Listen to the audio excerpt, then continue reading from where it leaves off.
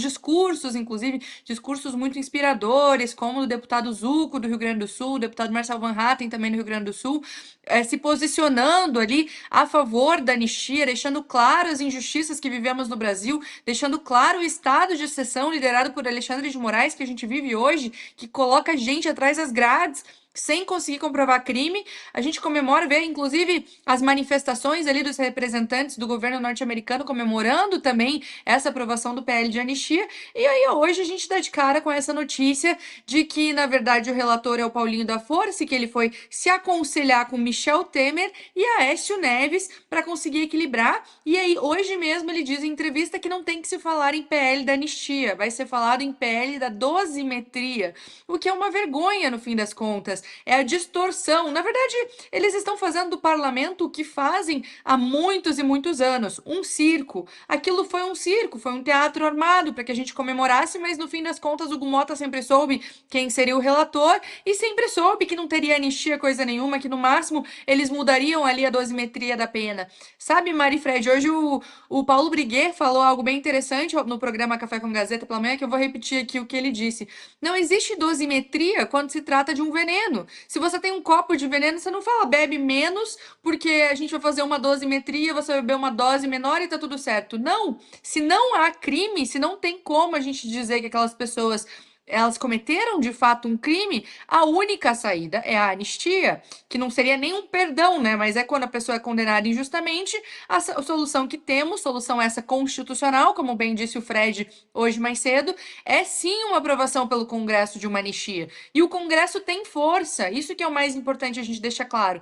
O Congresso tem força para aprovar essa anistia ampla, geral e restrita. Quando a votação aconteceu no início da semana, o texto que foi votado, a gente já sabia que teria alterações, mas o texto ele era claro em aumentar, inclusive, o prazo não era só os manifestantes do dia 8 de janeiro, incluir ali todos os crimes, e ele era um texto que falava sobre anistia.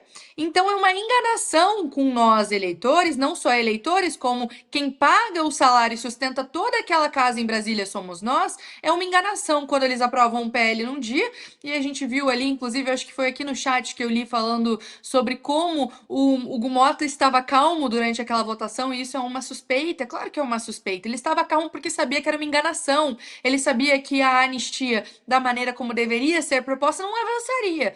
Então, Mari, respondendo a sua pergunta, como eu vejo tudo isso, eu vejo como uma grande armação, um circo que é essa Câmara de Deputados, um circo cheio de discursos bonitos de ambos os lados. Obviamente, eu não estou falando que a culpa é da oposição, claro que não, a oposição fez a sua parte, mas a culpa é de Hugo Mota, a culpa é do governo federal que influencia o Hugo Mota, a culpa é do STF que coloca o Hugo Mota na mão dele. Não vamos esquecer o que o Hugo Mota faz. Ele também vai viajar para palestra em Nova York, em Lisboa, e fala do equilíbrio entre poderes que existe no Brasil, na harmonia entre poderes, quando o STF está anulando o Congresso dele. Quando o STF decide acabar ali, vou dizer de novo, o exemplo do IOF, que foi um exemplo grotesco de como o STF derrubou ali uma decisão democrática feita por pessoas eleitas com legitimidade de voto, e o Gumota não fez nada, a não ser uma ou duas frases reclamando do Supremo Tribunal Federal. Ou seja, o Gumota está nas mãos de Alexandre de Moraes, está nas mãos do Lula, e a gente fica vendo esse circo acontecendo, liderado por Hugo Mota e delegando ali a relatoria de um projeto de extrema relevância para o Paulinho da Força, que é alguém que abertamente fala bem do Alexandre de Moraes.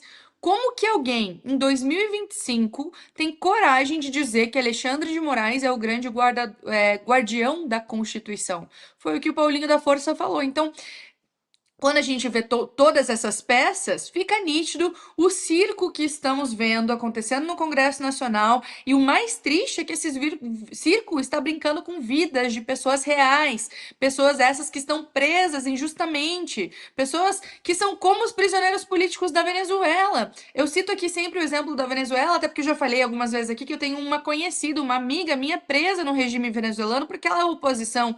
E hoje eu vejo que o Brasil não é tão diferente assim. Tem pessoas presas presas por serem oposição, por manifestarem politicamente. A gente viu ali o Tagliaferro expor todo o esquema que acontecia dentro do gabinete de Moraes para produção de provas para manter as pessoas presas, ou seja, uma fraude dentro de um gabinete do ministro, mantendo gente inocente presa, vendo na rede social se a pessoa usou ou não uma camiseta no Brasil, se fez ou não um tweet em apoio ao Jair Bolsonaro nas eleições, e isso foi motivo para manter essas pessoas presas até hoje.